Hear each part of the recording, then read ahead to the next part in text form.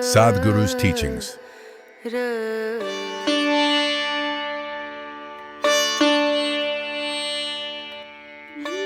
The best way to regenerate your spine would be by doing Yoga Namaskar. It has all-round benefits for the entire body.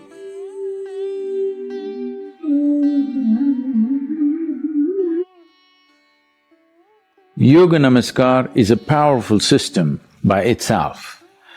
It activates the lumbar region of the spine in a tremendous way, strengthens the muscles along the spine, giving it a reinforcement so that as one ages, the collapsing of the spine, which causes pinching of the nerves, does not happen, and if already there's damage is setting in, the best way to regenerate your spine would be by doing Yoga Namaskar. It has all-round benefits for the entire body. Yoga Namaskar is a very simple and complete process by itself. To practice Yoga Namaskar, you will need a light stomach condition. That is approximately 1.5 hours gap after having a meal. If you do not fulfill this condition, please skip this particular practice for now. Now we will learn Yoga Namaskar. This is a series of 7 steps. He will demonstrate 1 full cycle. Please observe. Stand with your feet comfortably apart and parallel to each other. Keep your arms and shoulders loose and relaxed. Eyes open. Focus on a point in front of you. Once your focus is steady, hold Namaskar by bringing your palms together in front of your chest. This is the starting position. As you inhale, bring your hands up above your head. As you exhale, bring your hands downward so that the heels of your palms come behind your neck. As you inhale, bring your hands straight up. As you exhale, bring your hands down in front of your chest. This is step 1. You do the same thing twice more. Step 2. As you exhale, make a sound from the pit of the throat. Step 3. The whole time, your fingers should be together, pointing straight up, even when you bring your hands behind your neck. As you bring your hands up, it is a full inhalation. As you lower it down, it is a full exhalation with the sound. After you do this 3 times, you squat straight down. Step 4. As you inhale, bring your hands up. As you exhale, bring it down behind the neck. As you inhale, bring it up. As you exhale, bring it down in front of your chest. Then, as you inhale, push your hands straight out in front of you, fingers pointing forward. As you exhale, making the sound, bring it back to the chest. Do this 3 times. Step 5. As you inhale, bring your hands up. As you exhale, bring them down behind the neck. As you inhale, bring your hands up. As you exhale, down in front of your chest. As you inhale, straight out in front of you. As you exhale, back to the chest. Once more, step 6, inhale, hands up.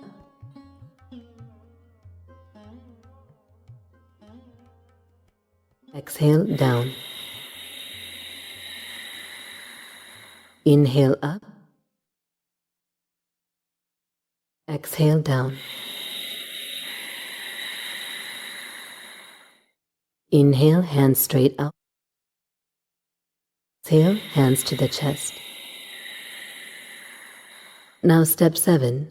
As you inhale, push your hands straight out. Bring your knees to the ground.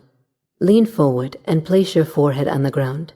Stretch your arms above your head. Rest your palms on the ground. Place your hands together so that the thumbs and pointing fingers are touching, forming a triangle. Your elbows should be slightly bent. This is Balasana. Stay here until your breath stabilizes, or for a minimum of 2 minutes.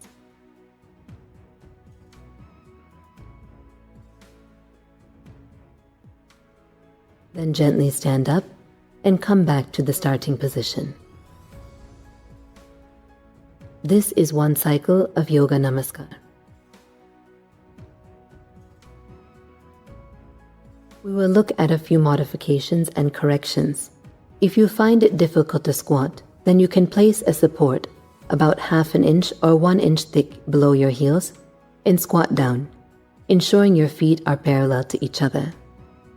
For some people, while bringing the hands behind the head, the fingers are pointing backward. The fingers should be pointing straight up. Also, there is a tendency for the head to come down. The head should be straight. Do not move the hands too quickly or casually.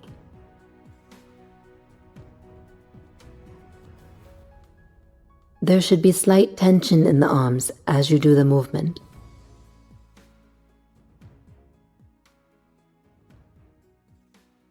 I want to maybe stay on Davos for one more maybe round before we move on.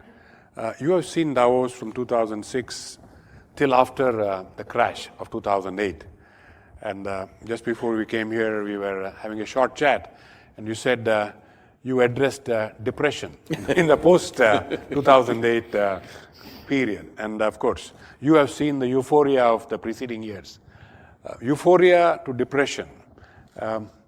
How do these mood swings happen, and how does one balance out one's views, as it were? I think one reason is a lot of people have not strived for their success. They are successful by chance.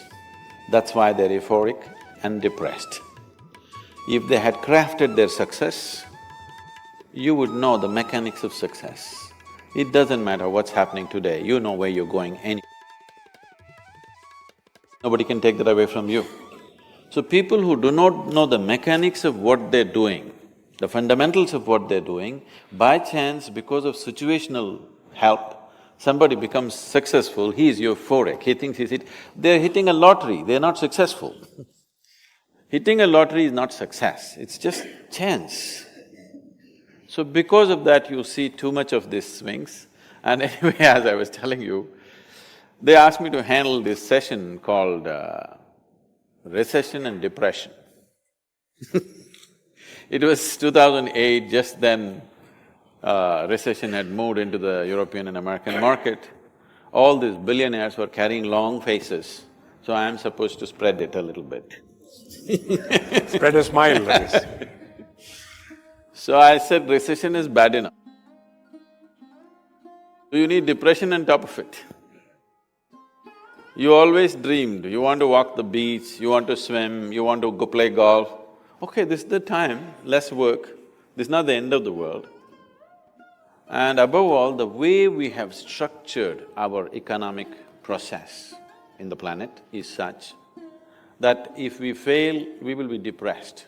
If we succeed, we will be damned. I said, I prefer that you're depressed. Because our economy is all about more, not about all. I think the business leaders, people who have reached a certain level of success, should shift their attention from more to all. All would naturally be inclusiveness. More is taking, all is an embrace. Moving on to something that we see across India today, the mood of negativity. In a way, it is a continuum of this depression that we are looking at. But this collective mood of negativity, how do you look at it? And how do you actually explain? I think you meet only the people in the boardrooms.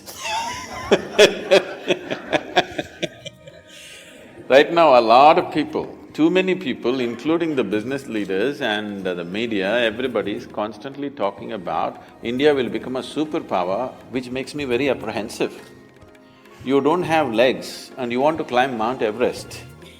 It sounds really apprehensive to me because we are going to flounder with this kind of attitude. everybody is talking about India becoming superpower. You need to understand this, in this country right now, for 1.2 billion people, you neither have the roads, nor the airports, nor the infrastructure, nor the homes, nor even enough trees or not enough rivers, not even a piece of sky for 1.2 billion people. The only thing that we have is we have a population. We done well on that. We have a huge population.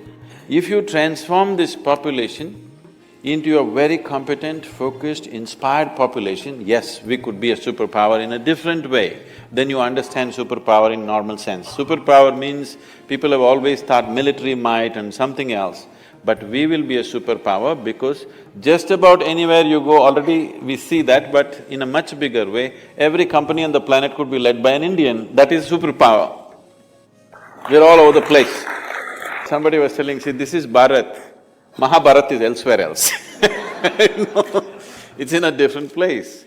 So, I know there's one segment of people who are constantly morose about markets going down, markets going up and stuff.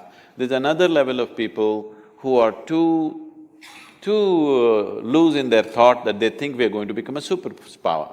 We don't have the fundamentals. I don't have to tell this to you, you know better.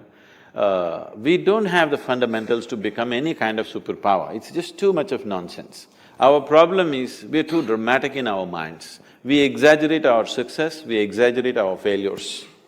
It doesn't matter, the crowd sees it that way, it's all right. But people in positions of responsibility and leadership should be able to see what is the reality, not imagining things about being superpower, not imagining things about going into dumps, both are not true. We are at a threshold. We are sitting with a possibility, a huge possibility in front of us. But between possibility and reality, there is a distance. Do we have the necessary commitment, strength and focus to walk the distance? That's a big question. Is every one of us working towards creating an India which will have the necessary focus and commitment to walk the distance from possibility to reality? This is still a question mark. Which way we will go, we don't know.